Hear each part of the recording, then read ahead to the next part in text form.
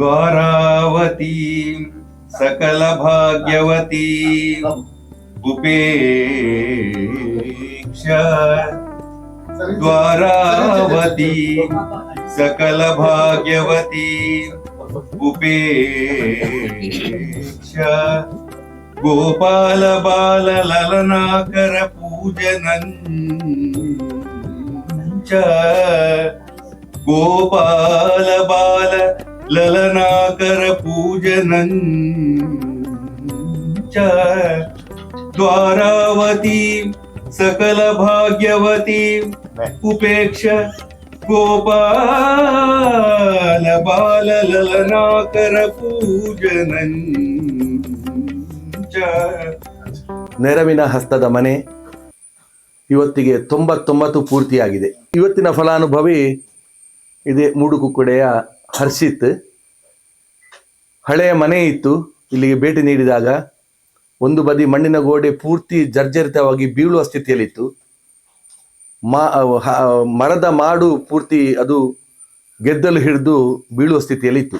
ಈ ಮಳೆಗಾಲದಲ್ಲಿ ಅವರು ಗುಡ್ಡೆಯ ನೀರು ಈಚೆ ಬಂದರೆ ಕೊಚ್ಚಿ ಹೋಗುವ ಸ್ಥಿತಿಯಲ್ಲಿತ್ತು. ಹೀಗೆ ನಮಗೆ ದಾನಿಗಳಾಗಿ ಒದಗಿ ಬಂದವರು ಬೈಕಾಡಿ ಕೃಷ್ಣಯ್ಯರ ಸುಪುತ್ರ ಬೈಕಾಡಿ ನರಹರಿ ಅವರು. ಬೈಕಾಡಿ ಮನೆತನವೇ ಹಾಗೆ ನಮಗೆ ವಿದ್ಯಾಪೋಷಕಿಗೆ ತುಂಬ ನಮಗೆ ಹತ್ತಿರದ ಸಂಪರ್ಕದಲ್ಲಿದೆ. ಬೈಕಾಡಿ ಮನೆತನದ ಇತರ ಹಲವರು ನಮಗೆ ದಾನಿಗಳಾಗಿ ಒದಗಿ ಬಂದಿದ್ದಾರೆ. ನಮ್ಮ ಮನೆ ಬಗ್ಗೆ ಹೇಳುವುದಾದ್ರೆ ಅಮ್ಮ ಒಬ್ಬರೇ ದುಡ್ದು ನಮ್ಮ ಮನೆಯೆಲ್ಲ ಸಾಗಿಸ್ಬೇಕು, ಮನೆನೆಲ್ಲ ನೋಡ್ಕೊಳ್ಬೇಕು ಅವರು. ಅಂಥದ್ರಲ್ಲಿ ಇಷ್ಟು ದೊಡ್ಡ ಮನೆ ನಮಗೆ ಕಟ್ಲಿಕ್ಕೆ ಸಾಧ್ಯನೇ ಆಗ್ತಿರ್ಲಿಲ್ಲ. ಆದ್ರಿಂದ ನಮ್ಮ ಮನೆ ಕಟ್ಕೊಟ್ಟಂತ ನಮ್ಮ ದಾನಿಗಳಾದ ನರಹರಿ ಸರ್ ಮತ್ತೆ ಶ್ರೀಮತಿ ಜ್ಯೋತಿ ನರಹರಿ ಸರ್ಗೆ ನಾನು ಸದಾ ಚಿರಋಣಿಯಾಗಿರ್ತೇನೆ. ಅವರ ಸ್ಮರಣಾರ್ಥವಾಗಿ ನಾವು ಯಶೋಧ ಕೃಷ್ಣ ಅಂತ ಹೇಳುವಂತ ಮನೆ ಕೊಟ್ಟದ್ದು ನನ್ನ ಅಣ್ಣ ನರಹರಿಯ ಒಂದು ಮುತುವರ್ಜಿಯಲ್ಲಿ. ಅದು ಇವತ್ತು 99ನೇ ಮನೆ. ನನ್ನ ಅಮ್ಮನಿಗೆ 100 ವರ್ಷ ಅಂತ ಹೇಳುವಂತ ಒಂದು ಸಂಭ್ರಮದಲ್ಲಿ ಇದ್ದೆವು. ಆದರೆ ಈಗ ಅವರಿಗೆ 99 ವರ್ಷವೇ. ಕಾಕತಾಳೀಯವಾಗಿ 99 ವರ್ಷದಲ್ಲಿ 99ನೇ ಮನೆ ಕೊಟ್ಟದ್ದು ಬಹಳ ವಿಶೇಷವಾದದ್ದು ಅಂತ ಹೇಳಿಕೊಂಡು ನನ್ನ 2 ಮಾತನ್ನು ಮುಗಿಸ್ತೇನೆ. ವಿದ್ಯಾ ಪೋಷಕ್ ಅಂತ ಹೇಳುವಂತದ್ದು ಕೇವಲ ವಿದ್ಯೆಯನ್ನ ಪಡೀಲಿಕ್ಕೆ ಮಕ್ಕಳಿಗೆ ಅನುಕೂಲವಾಗುವ ಹಣವನ್ನು ಕೊಡುವಂತಹ ಕಾರ್ಯ ಮಾತ್ರ ಮಾಡ್ತಾ ಇಲ್ಲ.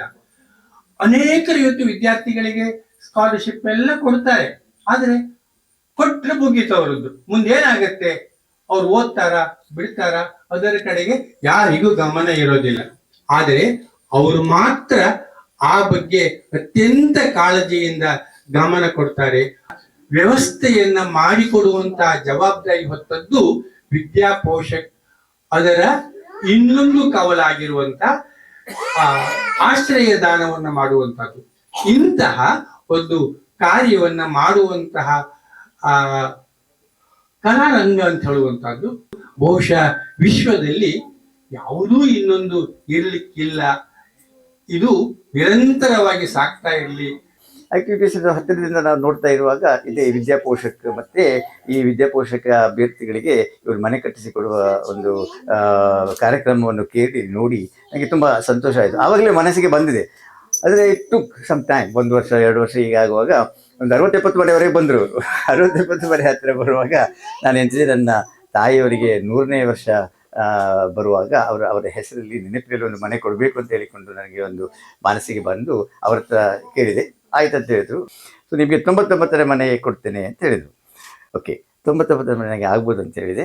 ಸೊ ಆ ಒಂದು ನಿಟ್ಟಿನಲ್ಲಿ ಮುರಳಿ ಕೆರೆಕರ್ ಅವರು ನಮಗೆ ಈ ಕಾರ್ಯಕ್ರಮಕ್ಕೆ ಇಲ್ಲಿ ಬರುವ ಹಾಗೆ ಮಾಡಿಕೊಟ್ಟಿದ್ದಾರೆ. ಗಂಗಾಧರರು ಮನೆಯನ್ನು ಅಷ್ಟು ಚೆಂದ ಮಾಡಿ ಕಟ್ಟಿಸಿಕೊಟ್ಟಿದ್ದಾರೆ.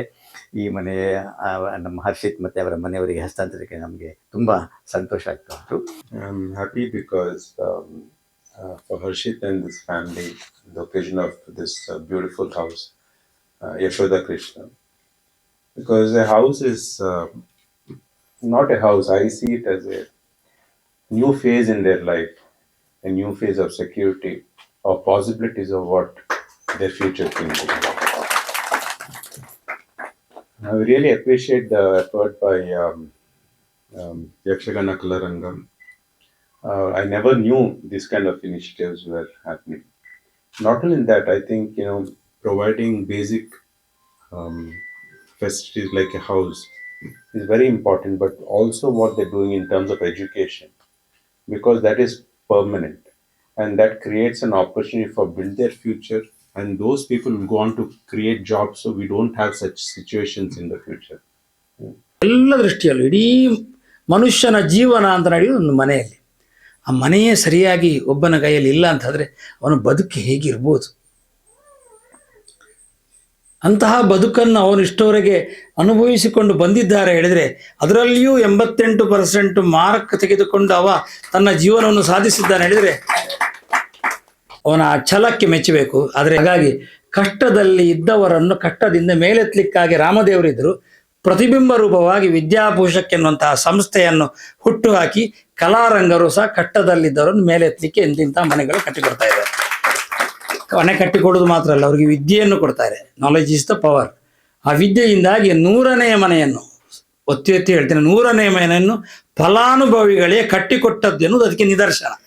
ಆದ್ದರಿಂದ ಸ್ವಸ್ಥ ಸಮಾಜ, ಭಾರತದ ಉತ್ಕರ್ಷಕ್ಕೆ ಬೇಕಾದಂತಹ ಸಮಾಜವನ್ನು ಹುಟ್ಟಿ ಹಾಕಿಸುವಲ್ಲಿ ಕಲಾರಂಗ 51 ವರ್ಷದಿಂದ ದುಡಿದಿದೆ.